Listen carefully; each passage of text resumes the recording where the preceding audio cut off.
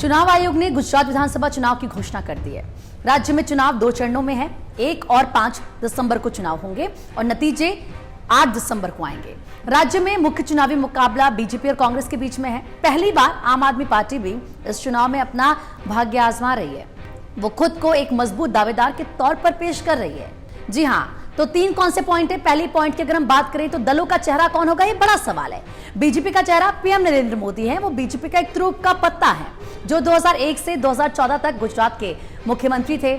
उन्हें पीएम बने भी 8 साल हो चुके हैं, लेकिन उनके गृह राज्य में उनका प्रभाव अभी भी बरकरार है और कई राजनीतिक विश्लेषकों का ये मानना है कि वो आगामी चुनाव में एक बड़ा निर्णायक कारक होंगे। हालांकि बीजेपी की तरफ से अभी तक सीएम कौन होगा इसका ऐलान नहीं किया गया है, तो वहीं कांग्रेस ने राजस्थान मॉडल को आगे रखा था। हालांकि स्पष्ट तौर पर यहां कांग्रेस का कोई चेहरा नहीं है। 2017 के चुनाव में कांग्रेस के पूर्व अध्यक्ष राहुल गांधी पार्टी का चेहरा थे।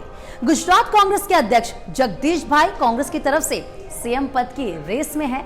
हालांकि अभी पार्टी ने किसी भी नाम का ऐलान नहीं किया है। कांग्रेस ने 2017 के साथ रहे कई बड़े चेहरे इस बार पार्टी का साथ छोड़ चुके हैं। इसमें हार्दिक पटेल और अल्पेश ठाकुर जैसे नाम हैं जो अब पार्टी में नहीं है। हार्दिक ने हाल ही में कांग्रेस छोड़कर बीजेपी ज्वाइन कर ली, सब जानते हैं। अल्पेश ठाकुर 2017 में कांग्रेस विधायक बने थे। उन्होंने विधायकी छोड़कर बीजेपी का दामन थामा था। हालांकि बाद में हुए उपचुनाव में उन्हें हार मिली। तो वहीं आपका मुख्य चेहरा अरविंद केजरीवाल ही है। दिल्ली और पंजाब जीतने के बाद आम आदमी पार्टी ने गुजरात में भी पूरी ताकत लगा दी है। हालांकि ये तो तय है कि अरविंद केजरीवाल वहां सीएम नहीं बनने वाले, चेहरा कोई अलग होगा। ये चुनाव अलग कैसे है? देखिए, 2017 के चुनाव के वक्त हार्दिक पटेल की अगुवाई में पाटीदार आंदोलन चला, तो वहीं अल्पेश ठाकुर ओबीसी आंदोलन, तो जिग्नेश मेवाणी दलित अधिकार को लेकर अलग अलग आंदोलन चला रहे थे और इस वजह से राज्य सरकार के खिलाफ लोगों में नाराजगी थी। जाति आधारित राजनीति भी हावी हुई और उस चुनाव में ये युवा तर्क जनता के लिए एक उम्मीद बनकर उभरे थे और उनकी चर्चा देश भर में हुई। बीजेपी मात्र 99 सीटें जीत सकी, जो उसकी 27 साल का सबसे खराब प्रदर्शन था।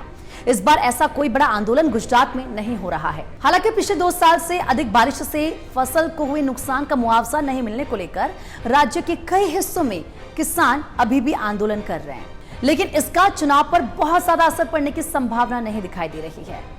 पर गौर करने वाली बात यह है कि पिछले चुनाव में राज्य में तीसरे पक्ष का माहौल नहीं बन रहा था, लेकिन इस बार की अगर बात करें तो चुनाव में सबसे अलग यह है कि तीसरे पक्ष यानी कि आपकी एंट्री हुई है, जिससे चुनाव दिलचस्प हो गया है।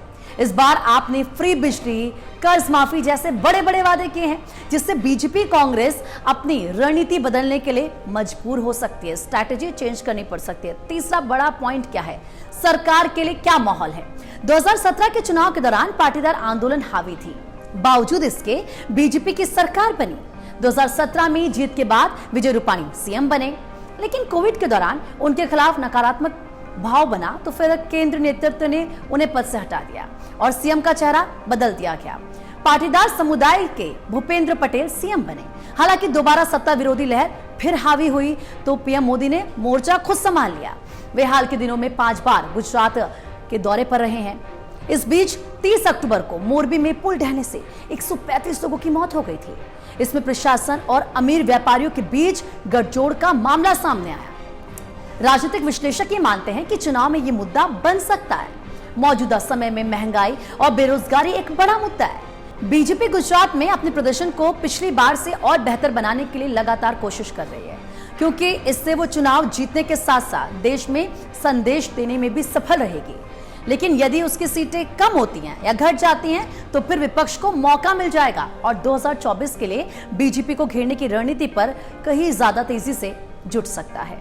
बहरहाल देखते हैं कि चुनाव में आखिर क्या होता है, किसकी हार और किसकी जीत होती है। आप हमारे इस वीडियो को लाइक कीजिए, हमारे चैनल को सब्सक्राइब कीजिए और जी हाँ, इस वीडियो में कमेंट जरूर कीजिएगा।